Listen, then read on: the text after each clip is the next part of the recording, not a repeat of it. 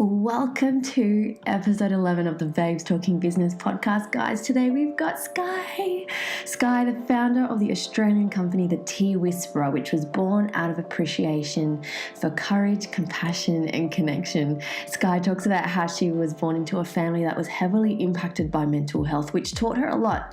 It taught her that if she could personally do something every single day to lighten just one person's day when they were experiencing one of their darkest moments, then she had no choice but to do this business that is so beautifully revolved around raising awareness for mental health and giving back.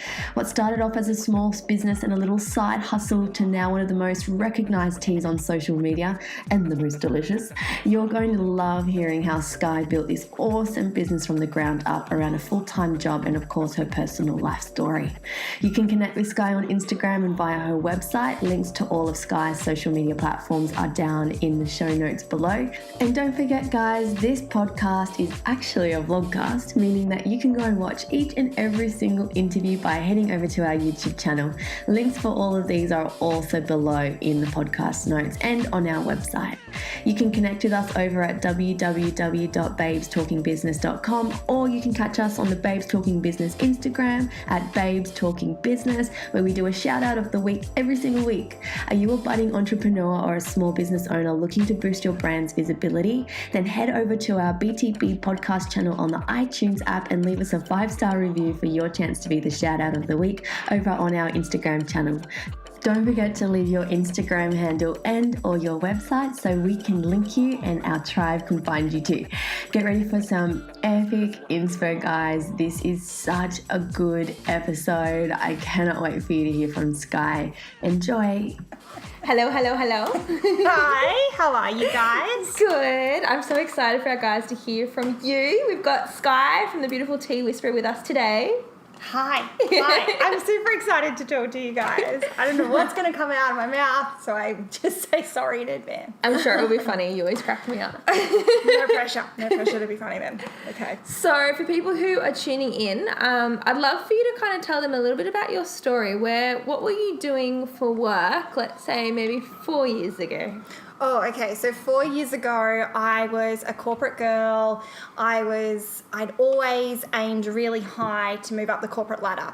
And I was working in a company where I was running the whole of the Queensland branch, but with an amazing support team. 4 years ago, there was some stuff that happened in my personal life and it changed the direction of everything. And I really started to question what I was doing, both in my personal life and in my professional life. And it sort of started, I guess, the clogs turning over. And I was like, oh, God, could I really be bothered to get up and sit in a boardroom and have someone tell me that I shouldn't send an email and I should really get up from my desk and, like, go and talk to that person? I was like, guys, there's bigger issues in the world than keeping me in a boardroom to drink really bad tasting tea for like an hour. Like, this is so boring. Yeah. And I was, of course, because I was only 21, definitely not 21. But it was, did I really want to be doing this for the next 40 years of my life? And it was no. The answer was no. I didn't know what I wanted to do, but I just knew that wasn't it. So I guess the Tea Whisperer was then, at that stage, it wasn't even a glimmer in my eye. It was just sort of something that I knew. I loved tea, and I loved drinking it, and I was a little old lady trapped in a young person's body. So I was like, well, how do I make this into something? And so then I started to push the boundaries on things, and I started doing things in my personal life to really question who I was. Like, did I want to suddenly be this amazing yoga instructor that had amazing gym clothes and looked glamorous? Well, that's just never going to be me. Did I want to be this high flyer that, had run the corporate ladder and was just an absolute mogul and was traveling all over the world, earning 6 figures? No, that didn't bother me and interest me either. So it was then, testing. Well, where did I want to live? Did I want to live on, the coast and be able to ride my bike to work? Did I want to travel on a train? Did I want to drive in a nice car? And all that stuff sounds really silly, but it's not until you start to form those ideas that then you're like, wow, I don't want to work Monday to Friday from 9 to 5. I want to work on a Saturday and have a Wednesday off because it means I can go to Coles and I can go grocery shopping without every other person in Coles. Like, oh my God, it's so boring. It means I don't have to deal with as many kids in the checkout line saying, Mom, can I please have a Milky Bar? No. So that was sort of, I guess, how it started and then just evolved over time. Then I had all these crazy ideas of like what I thought I could do. Like, oh my God, I could be a florist. No, Skye, you don't know anything about being a florist. Or, maybe I could be a makeup artist. No, Skye, you don't even wear makeup. Like, this is like, so then I started to come up with what could I do that I really like to do, but then also would pay my mortgage. Because I'm not going to lie, that's a really big thing. The bank needs you to pay. Like, you know, life is expensive. Being an adult is boring. You got to pay bills. So what could I do that would pay my bills, but that I really wanted to get up every day and do, and I wanted to do the boring stuff just as much as I wanted to do the fun stuff. Yeah. So that was it. They're really cool questions to ask yourself. I think so many women, and women that we talk to in business as well, like they get to that point where they kind of realise they're stuck in that mundane rat race. Like, oh, I'm doing the 9 to 5, or I'm not lit up and I'm working on somebody else's time and under their instructions, but what would I actually be doing? So there's some really cool questions to kind of get you pondering and thinking a little bit bigger.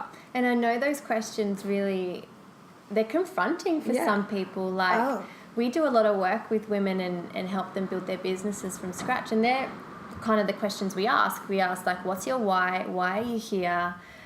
Like, what do you want this to be for you? Like, what's your vision? Like, what do you want to create for your family? What type of legacy do you want to leave behind? And people don't ask themselves those questions. I've never thought like that. Yeah, it's cool that you did that. Because like if you don't think like that, your employee's not thinking that for you. Like this is your life. You get to create a life that you love. So how do you want to spend it? Exactly. And I think the cool thing was that, you know, I didn't know. Like, some people just know, like, I just want to be a hairdresser, or I want to be in the health and wellness business, and they just know without a shadow of doubt. I had no idea. I just knew I wanted to do something in the tea industry. You know, for years and years, I was convinced that I was going to own this little tea house. It was going to be adorable.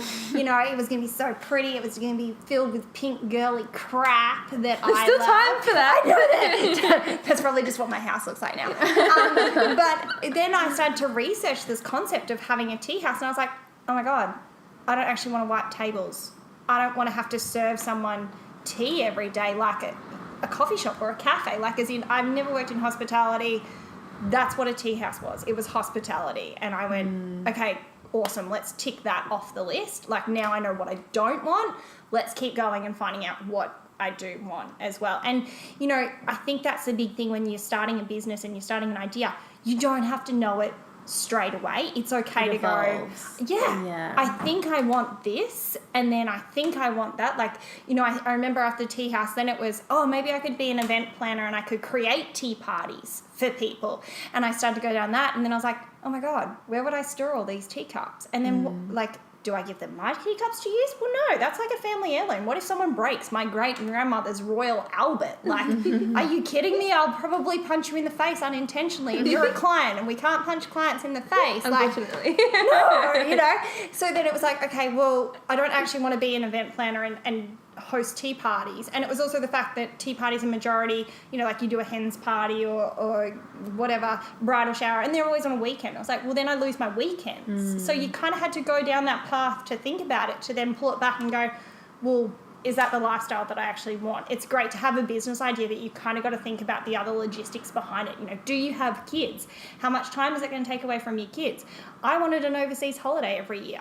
Well, could I take a month off and it wouldn't impact my business? Or was I doing that in peak time where I was going to be losing my revenue? Like, there was all these things that I kind of thought about. And, you know, as girls, we are overthinkers. That's kind of just a natural thing. And this is the one time where it's good to overthink. Like, you kind of want to go with that. So, yeah. So was it all true? Do you want to say something? I was like, I kind of want to know more about what you've created then. Like, what has it evolved into? Tell us a little bit about the Tea Whisperer and what you do now. it did evolve over time, and the one consistent thing that I kept coming back to was tea. It had been in my life for years and years and years. You know, when I started corporate, I was this young little thing, and I used to have to go to all these meetings with clients, and I didn't drink coffee, but it was really embarrassing to order hot chocolate at a meeting. Like, no one takes you professional when you're like 25 and you're talking to men in their 50s about multi-millions of dollars. And you go, hi, can I please have a hot chocolate? With 2 white marshmallows. Exactly. So I started drinking tea in a professional context. So that had already been there. And then... I love this because it's me. I always order a hot chocolate. I'm like, I need to start ordering tea. I feel like there was this pressure for me to drink coffee, but I've never drank coffee. And I'm like, I feel like I have to. There's this social pressure for me to be taken seriously. I've got to drink coffee. Coffee is like, it's like the professional drink. I'll drink it with in an espresso martini. That's all the time I'll drink it. Exactly, right? And so, like, then, so the tea was already there. I drank it in my personal life. But what happened, I guess, when we go back to the 4-year mark, was that there was a member of my family who was impacted very severely by mental health. And I didn't know how to cope at that stage, and neither did that person.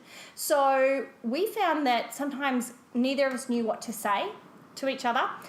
Neither of us knew what to do.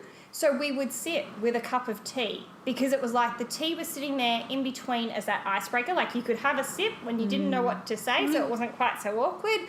Or, you know, you had something to do with your hands, because you could put it around the actual cup or the mug that you were drinking from. And also, you know, this person in particular, one of their biggest struggles was the fact that they drank so much coffee, and you put coffee with mental health medication, and it's just this crazy stimulus where it's just a whole barrel of fun, but on a whole different level, you know. And so it was like, okay, let's substitute the coffee out because it's not actually good for you at the moment, and let's tag the tea in. So what I then did was I took all of that stuff, and I noticed that it wasn't actually about the tea, it was the connection that I was having with a person. So in my corporate job, I would notice that one of my staff members would be stressed, or maybe something had gone on in their personal life and they came in that morning and there was just something not quite right. I would say, hey, do you want to go have a cup of tea? And it was this informal way of having a chat with someone, and you check in on each other's mental health. Or I would say to them, hey, can you go make a cup of tea? And so they would go off, they would make their own cup of tea, and they would check in on their own mental health and go, whew, I've got to tell my boss something's not going on. Like, you know, something's not right. And then obviously with my family, it was the fact that I just could sit with you, and you just knew I couldn't fix your problems. Whatever was going on, the demons that you were fighting in your own head, I can't fix these for you. But I can be here, and I can let you know by just sitting with you, maybe in silence, have a cup of tea, that I'm here. You know? So from that, I then developed my own tea line. So you could buy a bag of tea, or alternatively a gift box. And it was everything you needed for a good cup of tea in a gift box, and they were themed differently. So some people are morning people, and you know, they just want to start their day off with a cup of tea, and they want that 5 minutes to themselves before the world turns into this crazy storm where you're like, oh my God, I'm getting pulled into 5 different directions in just 2 minutes. Some people like to relax at nighttime, and they like to have that cup of tea at night before they go to bed. It's kind of like their calming way to just chill out after a really busy day. So I developed the line of tea, and I developed the gift boxes, and I decided that I wanted to give back. That was a really big thing for me. So I decided to donate a portion of our profits from every sale back to mental health and suicide prevention charities within Australia. So I felt that I got the best of every world, because I was doing something for my family. It was a legacy that I was building with my family. I felt like I was giving back, because that was a really big thing for me. And I felt in the corporate world, I just couldn't give back the same way. You know, I could give a presentation, or I could give a solution to a problem, but anyone could have walked in and got training and done my job. This was a way that I could personally give back. And it was using a product that I absolutely adore and love. I love tea. I love everything about it. I love the smell. I love the texture. I love that it can have health benefits for you. There's so many positive things about tea. So I got to combine all of that and put it into a business that then paid my bills. That's so cool. Boom. Yeah, exactly. Mic drop. Exactly. Yeah. And I'm out. Like, that's I love it. And I think what's even more important from where I sit is actually you're actually providing people with a way to talk about mental health. Like, it's actually not getting rid of the stigma, because I think we're still a long way to go, but it's making people feel comfortable actually, let's chat. And it's even with gift ideas, I've actually bought a couple of your gift sets for people for Christmases or birthdays. I think it's a really nice gesture, which also encourages them to invite someone around for tea. And actually the intention behind it, I know you always have like a really pretty saying or a quote in the box as well. And it's such a thoughtful and kind gift that, like I said, it's raising awareness and it's actually getting people talking about their mental health. Yeah. Thanks. Amazing. Thanks. I love that. I love that feedback. So yeah, I really love what you're doing, because you have your business and you're really passionate about it. It's the way that you give back to the community as well. But you also have a job on the side. Well, you do both hand in hand, right? So this is kind of like a side hustle for you. Absolutely. And it's gone in peaks and troughs in the years. So I've only had the business, I guess, some people would say it's a short time, but I feel like what I've done in the time, it's been 18 months, that we actually went live and we launched it. There was a lot of work that went on behind the scenes before that. I would probably only say even 6 months. You can get a lot done in 6 months. And I was doing that while I was working close to a 60-hour week, in addition to having a family member who was in mental health ward at the time. And so people say to me all the time, oh my gosh, you're so amazing. You've got, you do all this stuff, and I just don't have time. And I love that. I love it when people say that to me, because I'm like, oh, really? Right. Why do you think I have time? And they're like, oh, well, you don't have kids. Kids take up a lot of time. Yeah, but I have a dog that needs to be walked twice a day, and I have to go to the hospital to, see my family members, or I still have to go to the gym. Like, we all have things, and I'm not saying that anything is more important or less important than the other, but if you want your business to grow, and it could be that maybe you're building your business so that you can take your family on a holiday. You just want enough money to be able to pay for a holiday at the end of the year and not actually have to take that out of the family budget. Or you want it to be that, you build it so that you can work part-time, so that maybe then, you can catch up with your girlfriends on a Tuesday just for lunch, or heck, you might just want a day for yourself. Like, right? God forbid, how selfish of us. It's so nice that I get to schedule time in my calendar now to make sure that my floors are clean. Because before, heck, there was no 3-second rule in my house. Like, you didn't eat anything off the floor because it was disgusting.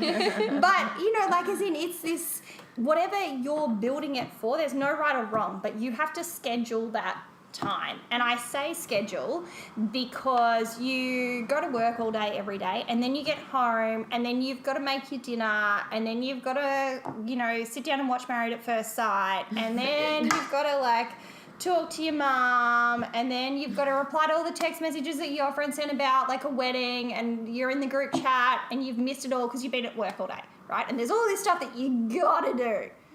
Well, you gotta do an hour of work. If you want to do that, and you're going to be tired, and you're going to be cranky, and you're going to go to work with your undies inside out, because that happened to me a few times. Right? But at least you got undies on, so that's the main thing. But you've got to schedule in whatever it is that you want to do that week. You've got to do it. It is hard, and I won't lie about it, and there will be weeks where you won't want to do it, and that's also okay. You've got to be gentle on yourself, that if you're working a 40-hour week, hypothetically, for someone else's business, it's also okay to go, you know what, stuff it. I'm going to take a holiday this week from my own business. I did. I took holidays all the time because I was I just don't have the energy to do it, or I just don't have the creative mindset for whatever I needed to do. If I was working on branding and I was selecting the color that my logo wanted to be. Well, every shade of pink looked exactly the same to me, and I was going, oh God, like what pink am I going to have this week? Like, oh, this is too hard, basket. Where it was such an easy task. Like, this is a dark pink, this is a medium pink, and this is a light pink. Just pick a pink, Skye. Well, sometimes you just don't have the mental capacity to do that. So put it to the side.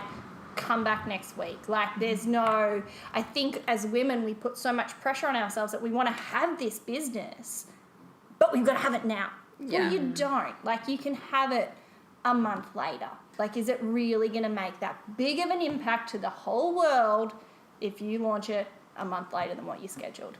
And I think there's so many women that I talked to, and I read a really cool stat the other day, and I was trying to find it before, but I couldn't find it, that there's so many people these days who are starting like a side hustle. It's something that they're doing alongside work, like you said, whether it's just to have an extra bit of money, take them on a holiday, or so they have a little bit, they can go back on their full-time work so they can be there for the school pickup or for whatever reason it is. So what do you think, what advice would you give to those people who are maybe thinking already are on their project, have a side hustle? Like, what advice would you give them? Oh gosh. Advice. I think the advice that I give, and this is something that someone sort of gave to me in a very short form, and I kind of expanded it, was kind of write a list of what you actually want to do, and then pull that list back. So it could be that you wanted to create a website so people can see your services or your products. So you might be a personal trainer, and you're wanting to put on there an 8-week challenge or something, but you don't even have a website yet. Or it could be that, in my case, I wanted to sell my tea, and I wanted it to be in cafes and giftware stores, and I wanted it to be online, and then I wanted it to be everywhere. Well, okay, that's not going to happen this week. So I would then pull it back and go, okay, well, this week, you know what? I just want to get a cool social media. Like, I want to have cool content to put on social media. That's it. That's all I want to do this week, So it wasn't this whole, I had to do everything straight up. Like, baby steps. Yeah, it was all baby steps, because then you felt like, even though you were going to work Monday to Friday, 9 to 5, you were still working on something your own, so you might get an hour for lunch and you sit in the tea room, and maybe it is that you scroll on Instagram for that hour and find, other businesses that you like, and you go, wow, that's cool, I'd love my Instagram to look like that. Or it could be, I would go up to Lincraft in my lunch break, and I would go and look at ribbon swatches, because I knew I wanted ribbon to be tied around my gift boxes. So then I would get swatches of ribbon, and then I would go back to the office, and I'd pin it to my computer and be like, so I'd be on a call to a client talking about my normal 9 to 5 Monday to Friday job, but I'd have the ribbon sitting on the computer and be like, oh, I don't like that one, that's ugly. Like, that's definitely not going to be on the box.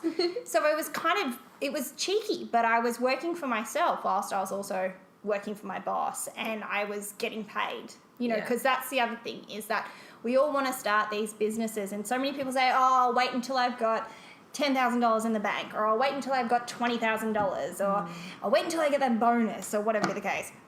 Wrong. Like, there's so many things that you could be doing in the short term that don't cost any money, or very little money, that will help you longer term as well. Yeah. So what type of work do you do when you are working on the business, and when do you do it? Like, what type of time are you doing it in? Okay, so I've now left the corporate world, so I'm no longer in the corporate world, and I now have 2 different clients that I work for that actually pay me, and they pay me to do different things. But the best part that I got about it was that when I went and approached those clients to work for them, I was very honest and very open and transparent about my business, and I said, look, this is my actual goal. I want my business to grow. I'm working on my business, but I want to work for you guys because I believe in what you're doing. One of the companies that I work for is a charity. So, for example, I said to them, I want to work for you guys, but I'm running my business as well. So what I did was I actually negotiated with them that I would work a certain amount of hours a week for them, but I didn't have to work it on a specific day or a specific time. So for the charity, I work an 8-hour day, but it might be that I work 2 hours on a Monday, and then I might work another 4 hours on a Wednesday afternoon, etc. That doesn't mean that I don't have accountabilities and deadlines and responsibilities to that client. But it does mean that if I might go and have a meeting with our CEO, and that might be on a Thursday at 10 o'clock, great, that's locked into my diary and I know that. Then I know that that meeting is going to go for roughly about 2.5 hours or whatever, so I finish around lunchtime, and then I'll go and work on the Tea Whisperer for the rest of the day. What I do, and this is something that works really well for me, is because every day is different, and what those two clients need is different during their weeks as well, is that I sit down on a roughly sort of a Sunday afternoon or a Monday morning and I look at my actual diary for the week, and it's got in there both my work responsibilities and then also my personal and my fun stuff that I do. And I go, okay, well, it's Monday, you know, today I'm going to do 3 hours worth of work from 9 till 12, and that will be on the Tea Whisperer. Then I've got a client meeting for the charity, you know, from 2 till 4. Then that's it. That's all I'm going to do for the day, because then I've got dinner with my girlfriends that night. Okay, great. That's my Monday. And then my Tuesday could look completely different. It could be that I'm going to go in and go into the second clients and maybe sit there in their office for 7 hours for that day and just do a normal day's work. And pump that out. So then it's just that, I guess, the transparency with, you know, people really respect the fact that you do have a hustle and that you are wanting to do it for whatever reason. And as long as you're accountable to them and you're meeting their expectations, then I think people are becoming a lot more open to it. You know, if you look at, I guess, what's happening in the workplaces now, you know, they are looking at things like working from home options. There is looking at hot desks. Employers are becoming a lot more open to things. So I think that's kind of where it would be. Cool. Yeah. I was also going to ask, do you think along your journey, have you had moments of self-doubt where you've kind of asked, what are you doing? Holy mackerel. Like, I do ask that. I ask that, I reckon, at least once a week, every week since I've started, and on completely different reasons. You know, I remember when I very first started, I was like, well, why would people buy my tea? You can buy tea at Coles, you can buy it at T2, you can buy it anywhere. You know, you can get it from your grandma's cupboard. But so why would someone buy my tea? Like, why would they? And you just need to remind yourself that you will find the people that will buy your product, no matter what it is. You know, there's 1 billion personal trainers out there now, and I'm not gonna lie, I will tend to go for the male who looks just delicious in a pair of shorts. You know, like, I will tend to go for him, even though my body will never ever look like his. I need to be trained by him, and whatever 8-week challenge he's doing, I'm doing it too. But you know, like, that's me. And whereas obviously if I was this little tiny bride that wanted to lose weight and look like a particular woman, then I'm going to go and source out that woman to look like, or to train my body or do whatever needs to be done. So don't doubt the fact, why would people back my business, or why would people choose me? Because there is 5 billion trillion, a dillion people in the world, there will be someone that backs your business. So that's just one doubt I had, you know. Another doubt I had was, oh my God, I don't know anything about business. I didn't go to uni. I didn't go and study business or marketing or whatever be the case. But I know how to find a library, and I know how to find a book. There is always a YouTube. book. YouTube's awesome. YouTube. Oh my goodness. I didn't even know how to use, it's really embarrassing, but I didn't even know how to use YouTube until about 2 years ago, when my sisters were like, you're a loser. We're going to teach you how to use YouTube. Like, it will change your world. Suddenly your makeup will look amazing, and, you know, like, you'll suddenly learn how to do a push-up, or, I don't know, bake a cake. I hate cats, but suddenly I've watched 1 billion cat videos on YouTube. Like, that's, you know, there's so many resources out there now. I guess, don't doubt yourself on your own ability, because there's so many options out there. You know, I've had women come to me and say, hey, can I have a coffee with you because I like this part about your business? And they're like, how did you do it? Like, what uni degree did you do? Or like, what online course or what? And I'm like, what are you talking about? Like, I self-taught. Yeah, like I called up a company, and I didn't know how to create a website. I didn't even know anything. I didn't own my first computer until the age of 32. I'd never owned a computer before in my life. And I suddenly had to create a website. So I spent hours on the phone with their tech support going, hi, I can't seem to click the button. And they're like, okay, that's because you're not. Like, see the button to the right of that button? Like, that's the button you are. Oh, okay. I love that. Yeah. Sorry, there's constantly the do you doubt yourself? Yeah. So I guess last question, just to sort of wrap things up. For those on the line or listening in who have a side hustle, and I mean, it's not easy. It's not unicorns and roses, and it's not, I know what it's like. I know what it's like when you have a side hustle going on and you've still got life going on. What would your best advice for those people be?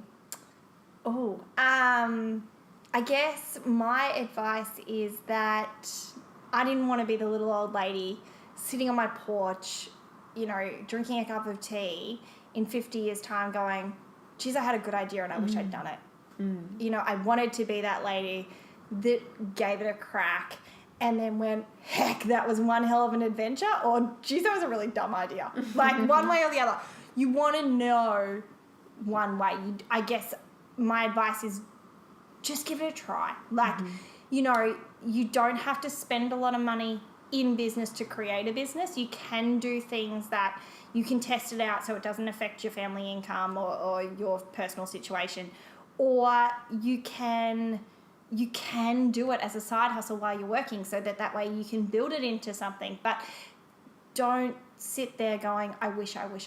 Your family and friends won't think you failed because they'll actually go, you gave it a shot. Like, you did it. Doesn't matter that it didn't work or it did work. And no one can judge whether it did or didn't work because you're the only person that knew what you wanted to get out of it, I didn't know when I started the Tea Whisperer that I wanted it to be on the journey that it is now. I didn't know that. And it's only because I gave it the time and love and I changed direction of where I want to take it to where it's going now. But it's so cool. I love it. And my advice would just be, just give it a crack. Give it something. Awesome. That's great advice. I love that. And so if our listeners would love to get their hands on one of your beautiful tea sets and your gift sets, where can they find you? Sure. So you can head over to our website, which is theteawhisperer.com.au, and you can purchase anything you want there, knowing that a portion of our profits is donated back to mental health and suicide prevention. I love it. And they're gorgeous. And the tea's delicious. I still have some in the cupboard. Why didn't we have a tea throughout this podcast? What were we thinking? Yeah. Thanks for jumping on, Skye. I really appreciate your time. You're welcome. Thanks, guys. Thank you. Bye. Bye. We hope you loved that episode of the Babes Talking Business vlogcast. Guys, we're just loving bringing you these episodes. Our mission is to share and add value to your week, whether you're a budding entrepreneur or you're a veteran in the owning your own business game. Don't forget, if you're loving our podcast, we would love for you to rate us and drop us some love on the iTunes app because we want to know your feedback. We want to know what you're thinking. Once a week, one lucky reviewer will be shouted out on our Instagram. So when you leave us some feedback on the iTunes app, don't forget to include your Instagram handle and or your website so that we can shout you out. Guys, you can follow us on Instagram by going to @BabesTalkingBusiness. You can check out our website at www.babestalkingbusiness.com. And this podcast is actually a vlogcast as well, meaning you can watch each and every single interview by heading over to our YouTube channel. All the links for all of these are below in the podcast notes and on our website as well. Thanks for tuning in.